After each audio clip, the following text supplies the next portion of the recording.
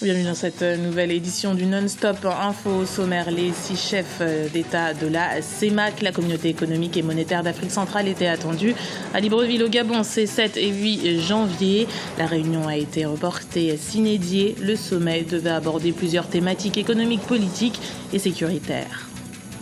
La déclaration de patrimoine ne fait pas l'unanimité chez les ministres sénégalais. Le président Macky Sall avait ordonné à son équipe ministérielle avant le 31 décembre. Certains s'exposent donc à des sanctions politiques.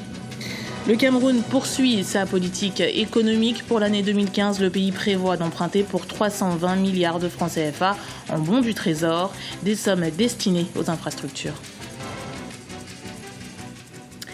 Après la visite du président mauritanien Mohamed Ould Abdelaziz lundi, la Guinée reçoit ce mercredi les présidents nigériens Mahamadou Issoufou et béninois Thomas Boni Yayi. Des voyages présidentiels destinés à montrer la solidarité de la sous-région dans la lutte contre le virus Ebola.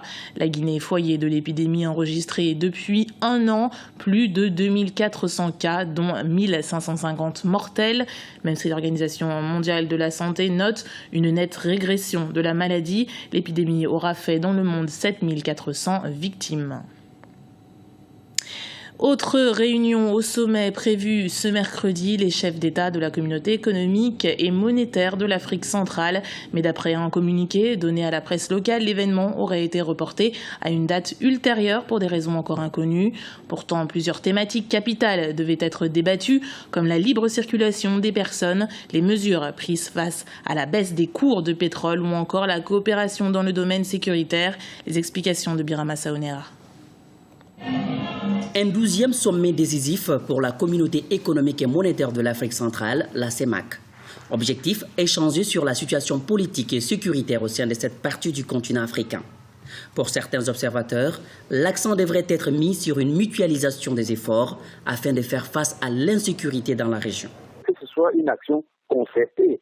Et je crois que pour se concerter sur le plan stratégique, ils n'ont pas besoin d'aller se réunir pour faire de grands discours. Il suffit qu'ils aient une vision, qu'ils aient des idées, qu'ils se communiquent ces idées par les voies diplomatiques et qu'ils en discutent. De manière que lorsqu'ils sont ensemble et prennent des résolutions, ces résolutions trouvent un écho à l'intérieur et que chacun puisse les mettre en œuvre. Au-delà du volet sécuritaire, l'un des dossiers importants attendus sur la table des dirigeants de la sous-région est relatif à la convertibilité du franc CFA entre les pays de la CEMAC et ceux de l'Union économique et monétaire ouest-africaine, UEMOA. Au total, ce sommet sera l'occasion de faire le point sur le processus d'intégration économique au sein de l'organisation sous-régionale, la CEMAC. Comment on peut réaliser l'intégration économique de l'Afrique si les économies africaines sont singulièrement extraverties? Nous sommes dans une entité ici qu'on appelle la CEMAC, qui est une entité avec extension dans ce qu'on appelle la CEAC, mais chacun de nos pays dépend individuellement d'un certain nombre d'accords avec les mêmes partenaires extérieurs sans aucun rapport entre eux. Au cours de ce sommet, la CEMAC devra également aborder d'autres dossiers importants. Parmi eux, les difficultés rencontrées dans la mise en œuvre de la circulation des personnes et des biens. Certains pays de l'organisation continuent d'exiger le visa pour les ressortissants de la CEMAC. L'actualité économique, c'est le Cameroun qui prévoit de lever 320 milliards de francs CFA en bons du Trésor et obligations au cours de l'année 2015. Selon le ministre des Finances, ce budget sera destiné à mettre en place de nouvelles infrastructures. Une annonce qui illustre le plan d'urgence donné par le président Biya en décembre 2014 pour augmenter la croissance de l'économie camerounaise. Ibra Djindjaï. Le Cameroun mise sur le développement des infrastructures pour soutenir la croissance de son économie. De nombreux projets sont en cours et le gouvernement ne cesse d'annoncer de nouveaux chantiers. La dernière annonce en date, la levée prochaine de 320 milliards de francs CFA en bons du Trésor et obligations de moyen terme en 2015 pour financer des projets d'infrastructure. Impérativement, le développement passe inexorablement par la mobilisation de l'épargne, qu'il s'agisse de l'épargne nationale ou internationale. Alors le fait que le ministre des Finances ait annoncé la volonté du gouvernement de mobiliser cette somme pour le développement des infrastructures atteste donc de la volonté du gouvernement effectivement de développer notre pays par des infrastructures, mais également de ce que la signature du Cameroun continue à inspirer de la confiance aux financiers de par le monde, qu'il s'agisse des épargnants nationaux ou bien de l'épargne internationale. Le budget 2015 a été arrêté à 3 746 milliards de francs CFA, en hausse de 13% par rapport à celui de 2014. Pour cette année, le cap du développement des infrastructures sera maintenu. Dans ce projet de faire du Cameroun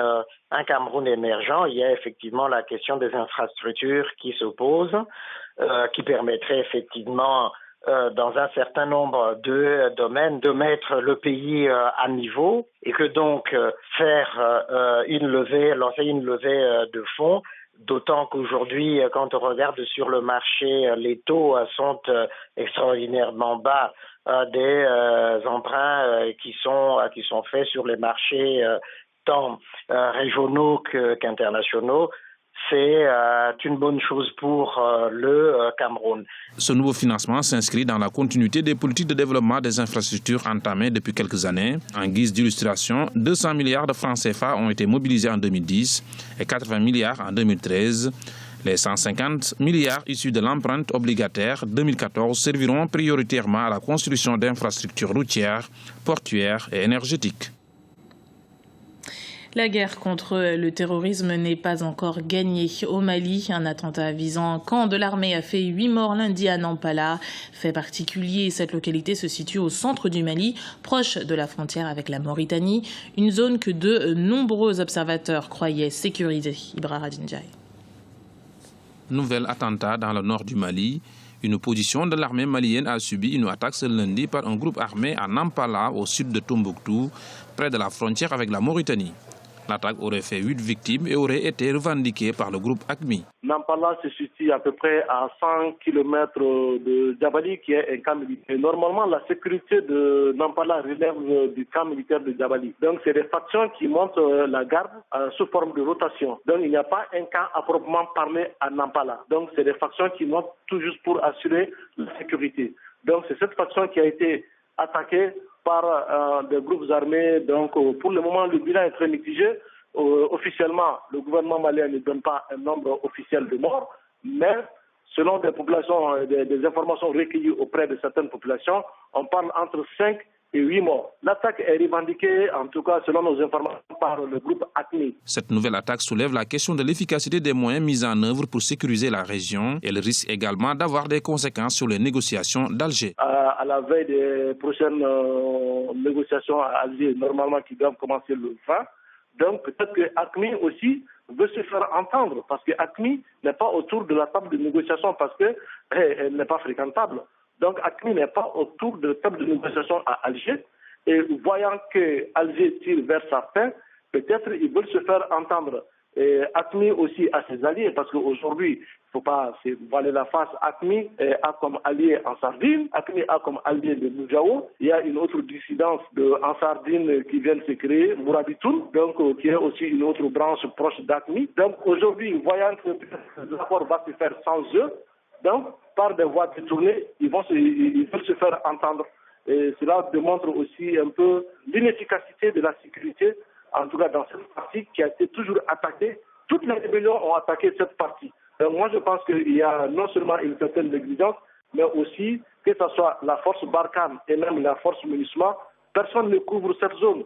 Cette zone est entre seulement les mains de l'armée malienne. Le gouvernement malien a ouvert à Alger le 1er septembre des négociations avec les mouvements politico-militaires du Nord. Ces pourparlers ont abouti à un document intitulé « Éléments pour un accord pour la paix et la réconciliation au Mali ».